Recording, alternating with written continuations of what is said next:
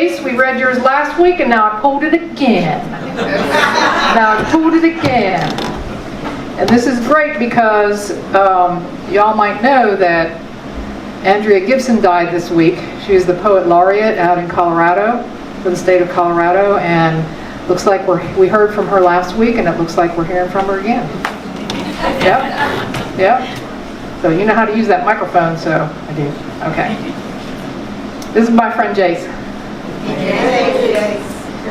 Andrea was the only person I had to look to when I was living through one of the most horrible experiences of my life. So I'm going to read the words from Andrea as they would have probably wanted the world to hear. Here we are. All I know of hate is that it will never beat the love out of me.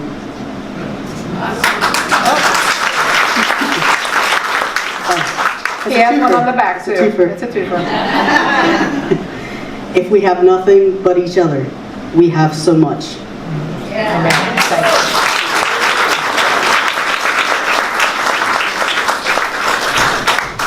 All right, Jace, how many cards you got in there? Got it? Yeah.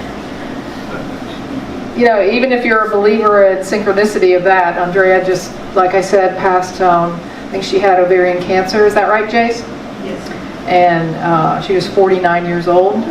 And yeah, she left some truth for us to ponder, didn't she? Yeah. So a little while back, I asked you all to give me suggestions about what I should talk to on Sunday, and I've talked about a few of the things, and I decided to talk about this week. Here's what somebody wrote on that little card.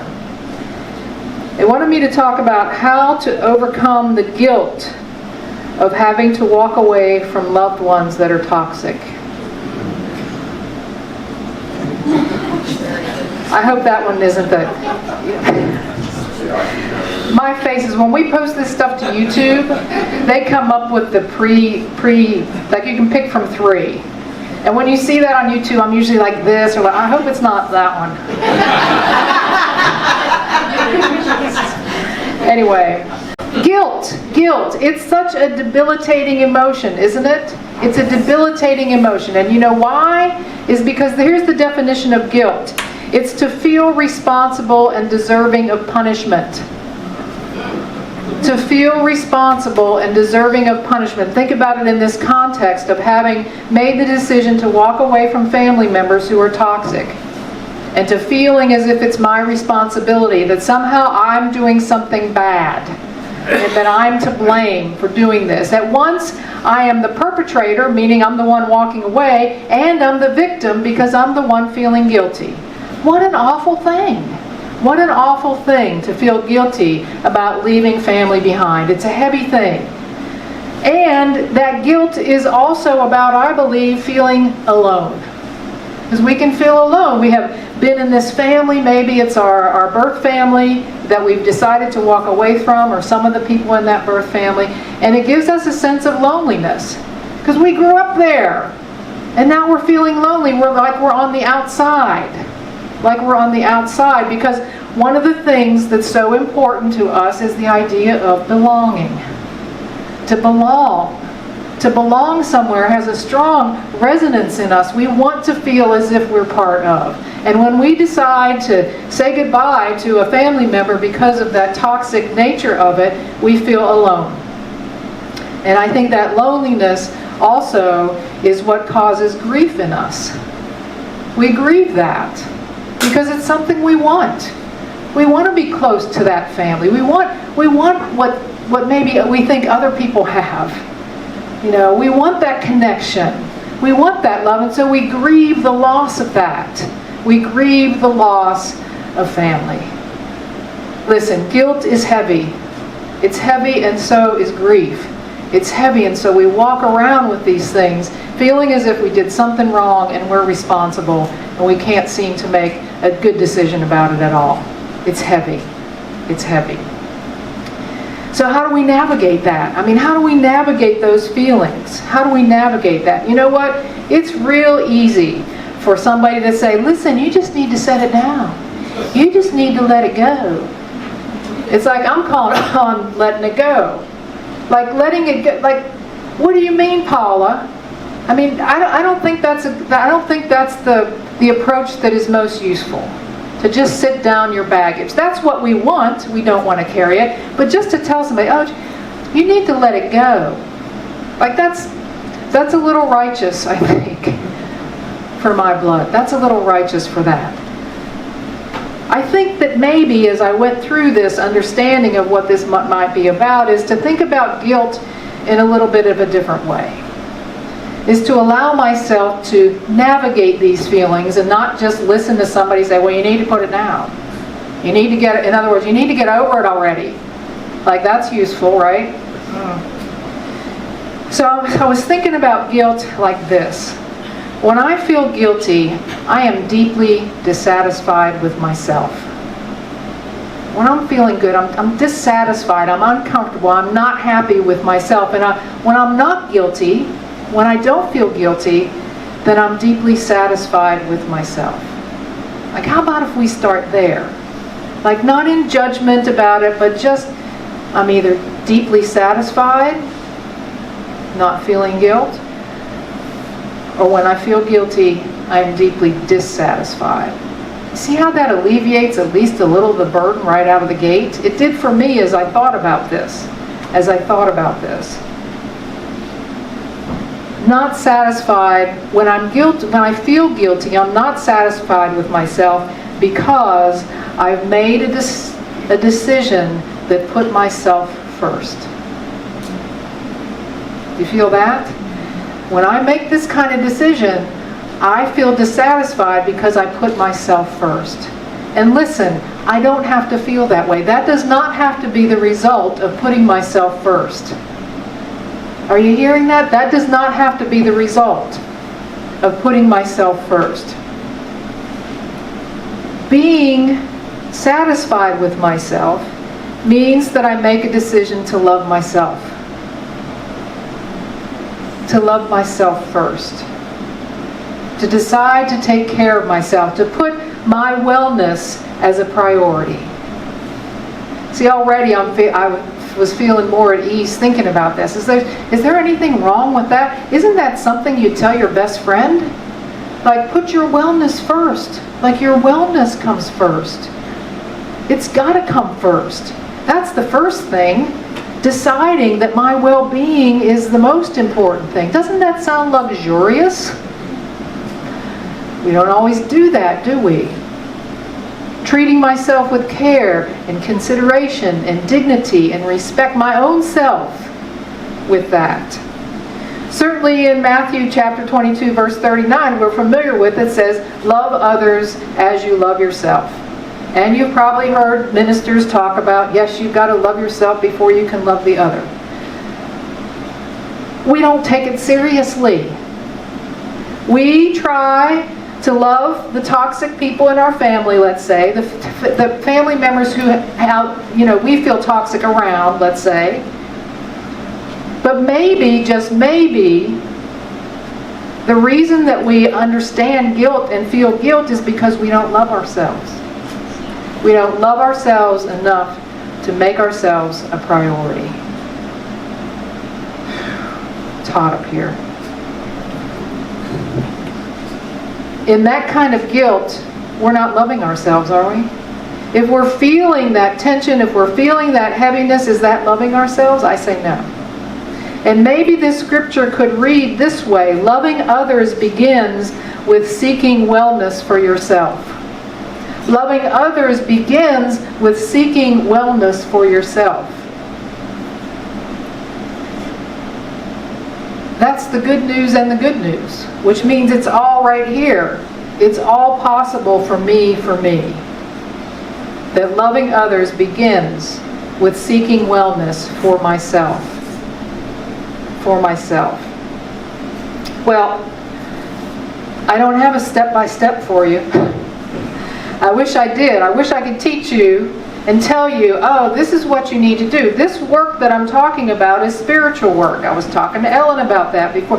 This is spiritual work. And who can do spiritual work for you? You. You do spiritual work for you.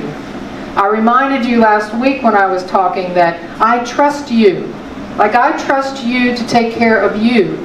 I trust you to make decisions in your life that you're happy with, that support the values that you value. And I want to remind you, this is what Khalil Gibran says about a teacher. Because they ask the prophet, what would you say and speak to us of teaching? And he said this, no man can reveal to you aught but that which already lies half asleep in the dawning of your knowledge.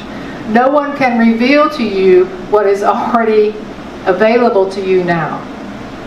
The teacher who walks in the shadow of the temple among his followers gives not of his wisdom, but rather of his faith and his lovingness.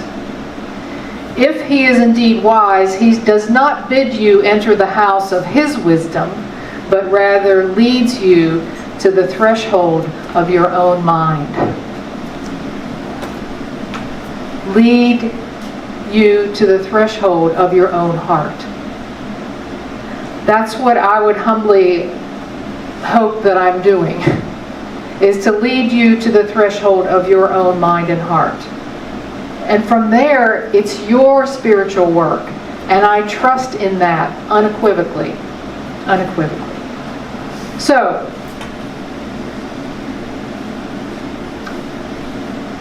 when you are strangled with guilt, when you feel shame, when you feel weakness around having to release someone in your family, when grief is wrapped up in there, the first step, I believe, in all spiritual work is to stop. I mean, just stop and breathe. I think you probably hear that often from here. This is a reminder. When you feel racked with guilt, stop. Stop and breathe. Slow down. Make the pause. And here is the guidance that I hope can lead you to your own mind and heart. Here's what I say. Here's how to go to the threshold of your mind. Sit there and maybe ask this. Because I believe, too, that most spiritual work starts with a question rather than an answer. Sounds weird, but stick with me. I'm there in the pause, and I would say this. What would love tell me about me? What would love tell me about me as I'm sitting there? Have you ever even asked yourself that question? What would my wellness demand of me? What would my wellness demand of me? How would love hold me and care for me? How would love do that for me? What would love say to me? And how would love treat me? Going to the threshold of your mind and heart and asking those questions. Asking those questions. Bring your attention to that and sitting there. And then listening. And then listen. I mean really listen from the inside. I'm saying surrender to yourself. Not to anyone or for anyone or because of anyone, but listen to what love has to say. To what the wisdom that is complete within you already has to reveal to you. That. I'm not going to give you the answer to that. You know the answer to that. What does love reveal to you? Listen with your surrendered self. What is the message? About you, for you. Not about them or this or that. About it for you. And then decide. And then decide with what you hear with clarity to treat yourself with care and compassion. I think that's the direction it'll end up being. But believe it, I guess is what I'm saying. Believe what you hear. Believe what love has to say. Believe what the wisdom that is inherent in your being. Believe that. Believe it. I think that's how I can accept myself and care for myself and know for myself what is best for my well-being. That. And then you know what happens? The biggest miracle that could ever happen happens. And it's the biggest thing you think it couldn't possibly happen. Which is, you don't work on releasing guilt. You work on this and the guilt's gone. The guilt goes, like it's gone then. Because you are concerned with your wellness and you know that love is saying, yes, my dear one, yes, my beloved, yes, you are that important. Your well-being is the first thing. And then there's another miracle that happens.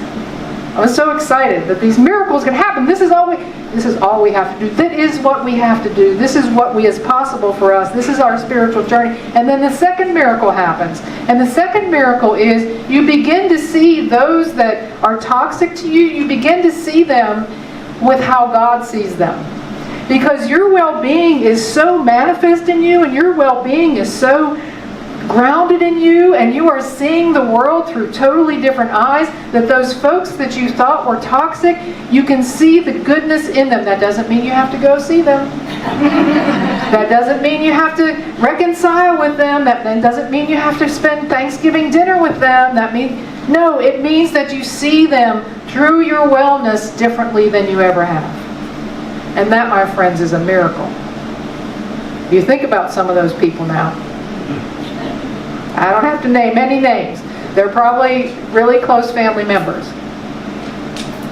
And you see them differently.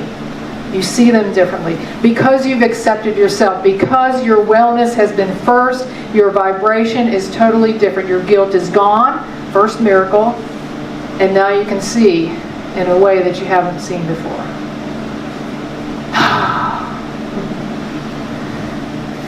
This poem from Meister Eckhart is where I ended up with this lesson. From Mala of the Heart, this is a compilation of 108 sacred poems. And he says this: "It is your destiny to see as God sees, to know as God knows, to feel as God feels. How is this possible? How? Because divine love cannot defy its very self. That divine love is you. And it cannot defy itself. It has to see that. So when we clarify for our own wellness and make decisions for our own wellness, we allow that divine nature to be prominent in us. Every object, every creature, every man, woman, and child has a soul, and it is the destiny of all to see as God sees, to know as God knows, to feel as God feels, and to be as God is. Isn't that tremendous? 2 miracles on one Sunday.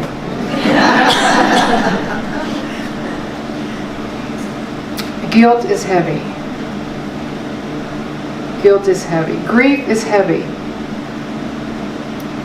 And we don't release it by setting it aside or putting it down.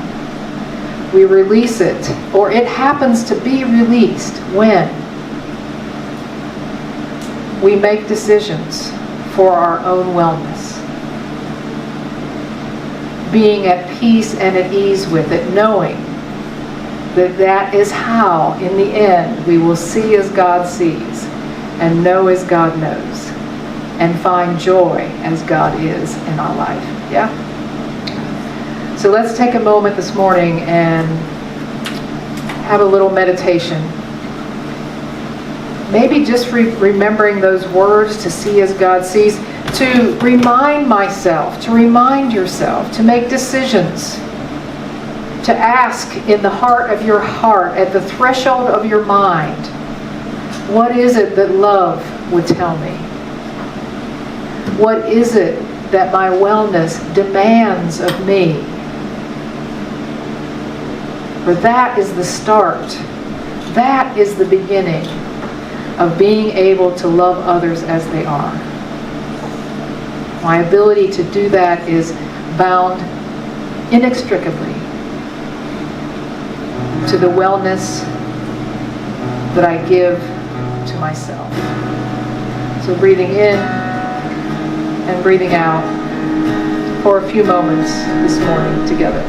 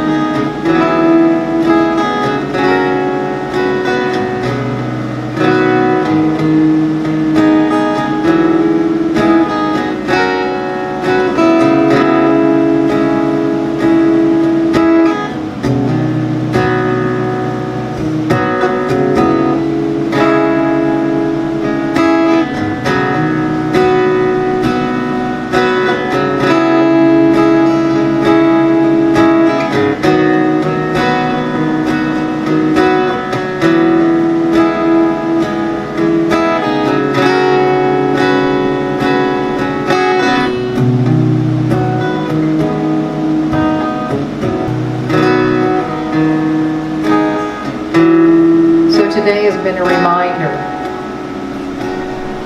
reminder of the importance of my own wellness for me and your own wellness for you. From the depth of that is how it's possible to love no matter what. Because it is your destiny to see as God sees, to know as God knows, to feel as God feels. Every object, every creature, every man, woman, and child has a soul, and it is the destiny of all to see as God sees, to know as God knows, to feel as God feels, and to be as God is. And so it is. Amen. May I be filled with loving kindness. May I be well. May I be peaceful and at ease. May I be happy. May all beings be filled with loving kindness. May all be well. May all be peaceful and at ease. May all be happy. Thank you all.